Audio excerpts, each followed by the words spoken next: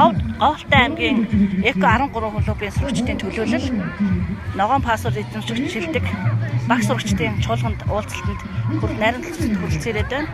Бид өөрөөсөө тулав тус бүр дор дороо хийсэн ажилдаа энэ бүх ажлуудаа одоо бусдад тайлбарлаж байгаадаа маш их баяртай байна.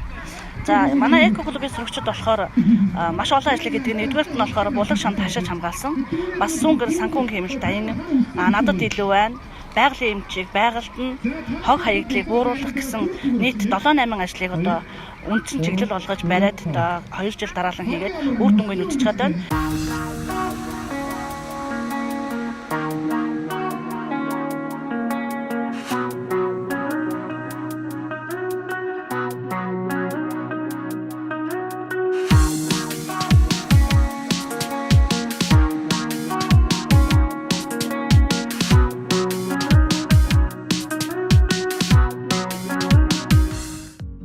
Манай баруун бүсийн эко клубуд маань Говьтай аймгийн 7 сум, Ховд аймгийн 6 сум байдаг байгаа. Жил болгоны 4 сарын 29-нд бүхэнгийн нэг өдөр гэж зохион байгуулдаг. 18 оны энэ уулзалтанд очихдоо говийн нүдэн булаг бүхэнгийн усан хамгаалах гэдэг хүрээнд дор нэгдэж ажиллаад булаг хаш хамгаалах санаагаа гаргасан байгаа.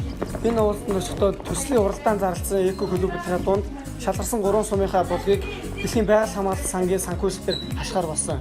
Алтай соёны бүс нутаг дахь эко клубын хүүхдүүд зэрлэг амьтад ундаалдаг булаг шандыг хамгаалах ажлыг санаачлан амжилттай хэрэгжүүлж байгаа бөгөөд газар эхнээс нь дэмжин ажиллаж байна. Булаг шандны ойролцоо автомат камер суйрлуулан булгаас зөвхөн хүн мал уудахгүй зэрлэг ан амьтад ч бас уудаг болохыг баталсан бөгөөд булаг шанд хашиж хамгаалах нь маш чухал ажил гэдгийг эко клубын сурагчид баталж чадсан юм. 2018 оны 9-өөс 10 дугаар сард Говьтай аймгийн Шарга сумын эко клубын сурагчид Шагшингийн бодгийг, Төвөрг сумын эко клубын сурагчид Нүдэн булгийг, Ховд аймгийн Зэрэг сумын эко клубын сурагчид Чацаргантын булгийн ундрахыг хашиж хамгааллаа. За хог хаягдлыг бууруулах аяны хүрээнд байна. Энийг бол маш олон жил ус хийж байгаа. Сургууль болон сум орон нутгийнхаа хогуудыг хилэлдэг, хэмждэг.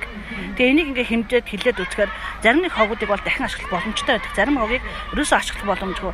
Тэр үтгийг л одоо бүр байгальд хоол нөлөөлтэй байдаг тэр зай батрагч хүртэл манай хүүхдүүд бас бүгд цуглуулад одоо энэ ногоон босор таяны хүрээнд байгаль орчны сайдыг гартуулахаар бас бэлдээд ингээ бүх юм бэлдээд аваад ирсэн байж байгаа.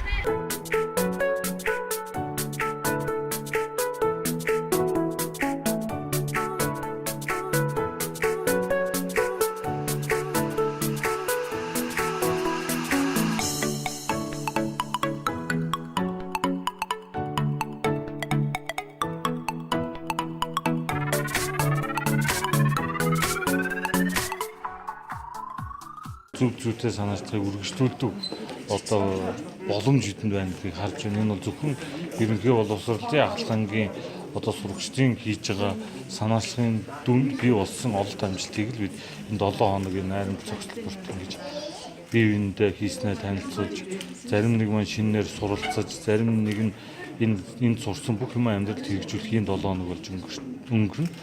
Тэгээд Монгол Улсын засгийн газар байгаль орчин аяж үйлчлэлийн яамнаас цаашид энэ ногоон пассворд аяны хүрээнд гарсан санаачлал болон дэмжиж байгаа. Ховд Говьтай аймгийн 10 сумын эко клубын хүүхдүүд 2018 оны 11-р сард сургууль дотор байрныхаа 1939 ширхэг улаастдаг гэрлийг сүүн болон лед гэрлээр сольжээ. 2017 оны 12-р сард 10 сая 692,605 мянган төгрөгийн таталгааны зардал гарч байсан бол 2018 оны 12-р сард 6 сая 639,863 мянган төгрөгийн зардалгсан байна. Тэд 4 сая 52,742 мянган төгрөгийг хэмнэжээ. Хүүхдүүд өдөр бүр их дэлхийнхээ төлөө байж чаддаг.